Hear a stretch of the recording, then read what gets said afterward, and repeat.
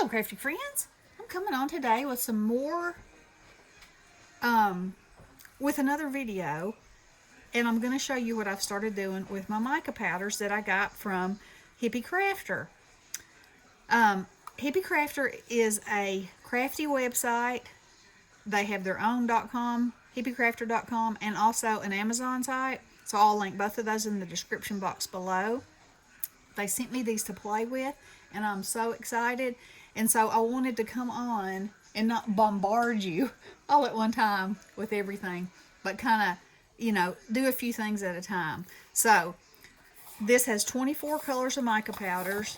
I'm going to flip it over so you can see. Look at those colors. They're beautiful. So the first thing that I have done is I made myself a swatch chart. I'm going to move those up here. On white and black cardstock so that I would know what each one is going to look like. So I used this stamp, greetings, and used my clear Versamark embossing and just put it down and brushed it on with a soft brush like this, and then brushed it off with this brush. Okay, so that easy. You can use any stamp. And then if you have one of these, you just want to fluff everything. But anyway, so you can see the differences. So this whole row, this is what it looks like on black, and that's what it looks like on white. And so some are subtle, some are a lot different. Like this is more purple, that's more pink. Then you get over to this one, you see your different greens and blues and more blues, silvers, graphite, gray, burnt umber, and then the pinks and the roses and the scarlets and the oranges. Now tell me that's not going to be fantastic at Halloween. Okay, so I did that so that I could see, how they would perform. I absolutely love it. I should have dusted my white with my embossing buddy, because this powder is so fine that you can tell it made like a little shadow around it, but that's fine. And so when I got finished, I also just lightly sprayed it with hairspray so that there would be no way that any of it would come off. See? So it's on there, and that's all it takes, and it's beautiful. So then I thought, wouldn't it be fun to use more than one color? So here, that's a good shot. You can see I used purple, green, and orange. Isn't that beautiful? And this one I used gold, purple, and silver. There we go. And in this one is blue, purple, and silver. And, you could use any combination. This is just on a word. So you could do this technique with anything. And all you do is stamp it, and then you just put the different colors on there and then dust it off. And, that easy. So I've made a few cards and some projects. I want to show you that. So let me move this over. And so with this, I just took on a piece of black paper. It's a gloomy day outside, so I'm hoping you can see this. It's been snowing here. Yeah, there we go. Okay, so I just took my black piece of paper, and this is a die cut with the shadow, and I did it like I did the greetings word. I used blue, and then a different color of blue, and then a purple, and so it's like ombre from purple to blue. And then the shadow I cut out of white glitter, and so that's going to be fantastic on a wintry, snowy card. There we go. You can see it pretty good right there. Okay, so there's an idea. Now, I made this card.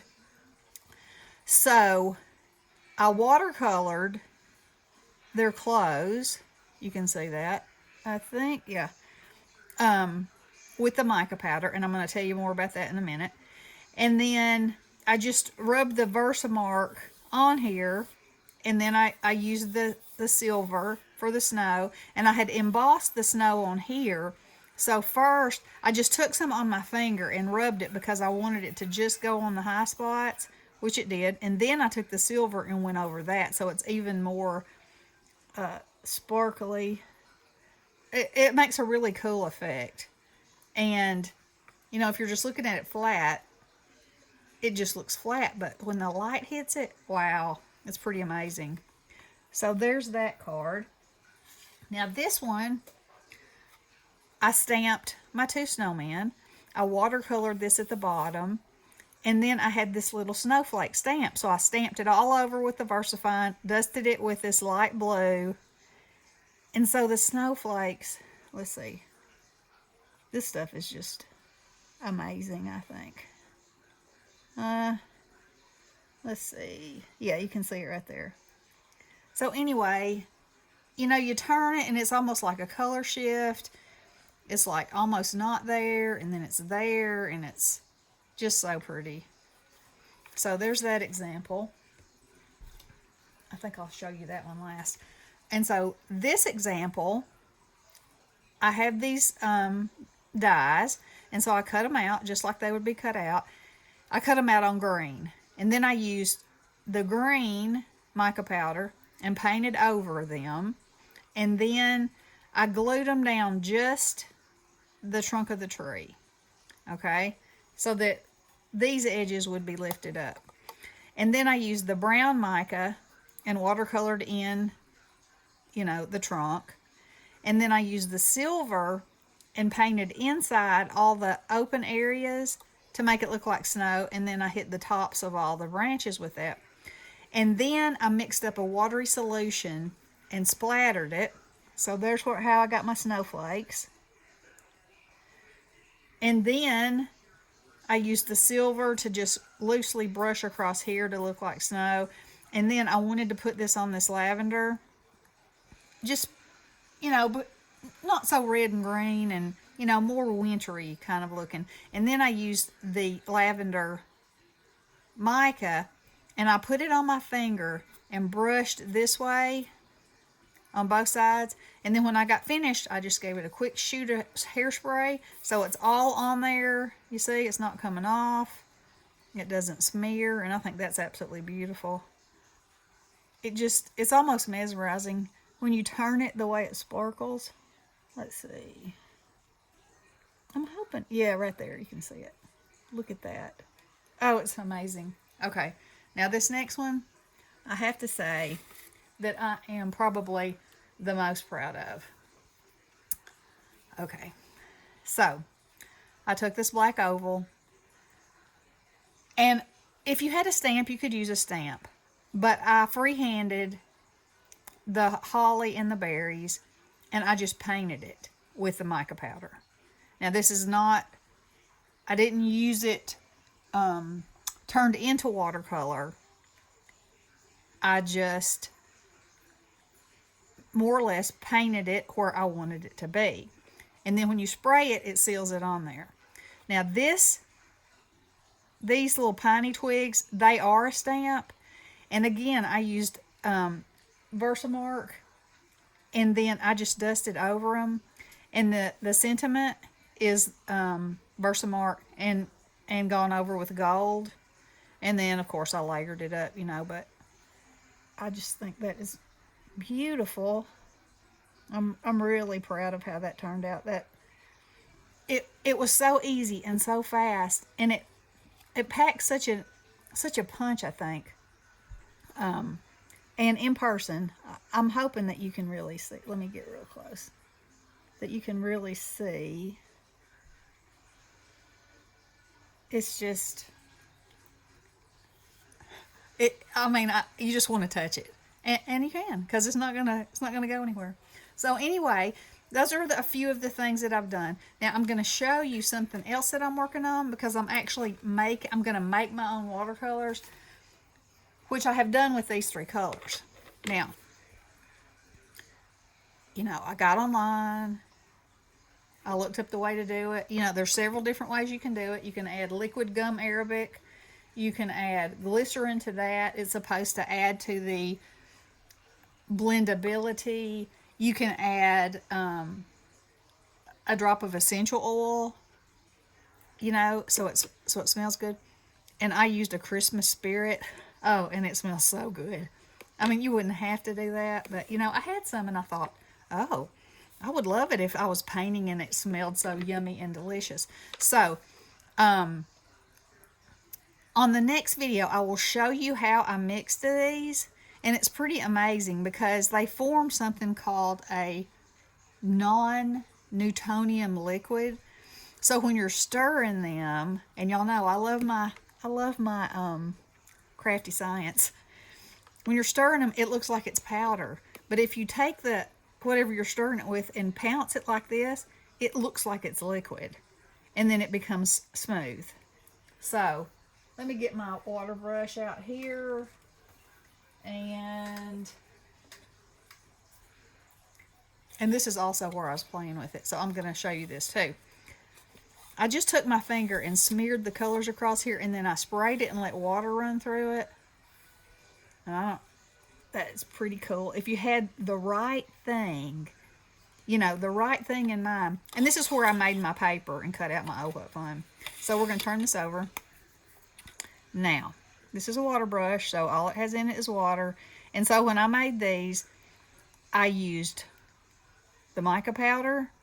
I used the gum arabic, liquid gum arabic. I used 1 drop of glycerin and 1 drop of essential oil.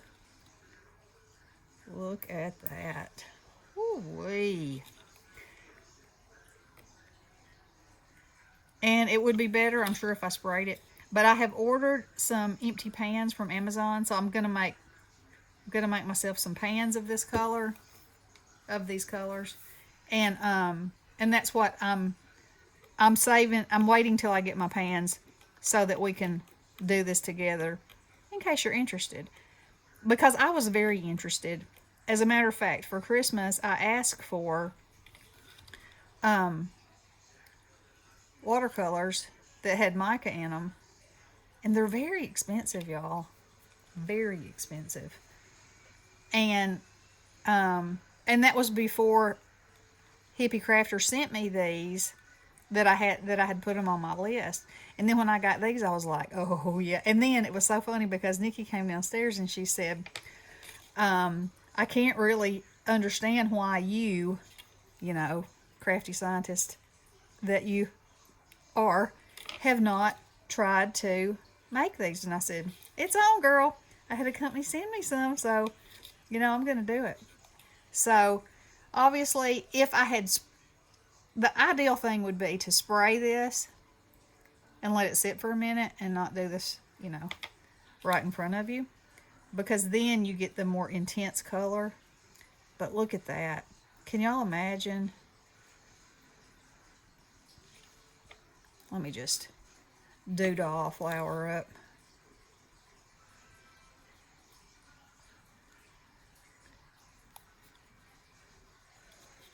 And I also discovered in the midst of this that there's black watercolor paper. And I had no idea.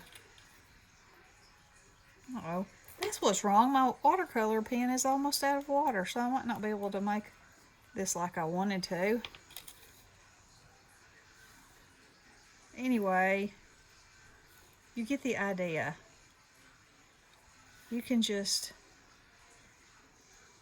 and your different colors will give you different hues. You can leave areas that are black, and it will,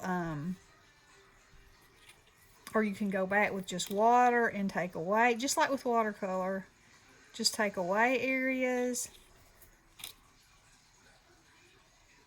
like that. See how that's lifting it up?